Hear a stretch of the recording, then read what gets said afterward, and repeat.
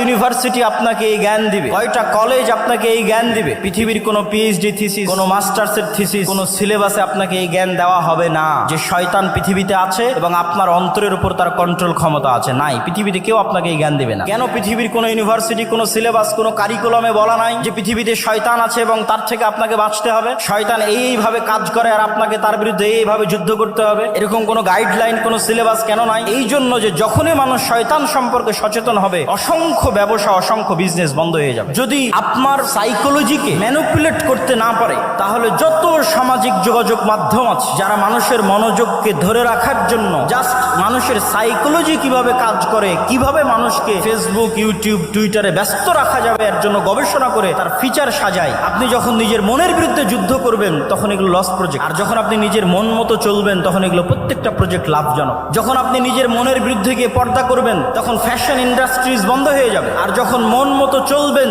তখন fashion ইন্ডাস্ট্রিজের business চলবে। এরকম প্রত্যেকটা ধাপ আছে যা শয়তান ম্যানুফ্যাকচার করে রেখেছে পৃথিবীর মানুষকে ভুলিয়ে রাখার জন্য। কি ভুলিয়ে রাখবে? সালাতের কথা? জি না। শয়তান আপনাকে কি ভুলিয়ে রাখবে? সিয়ামের কথা? জি না।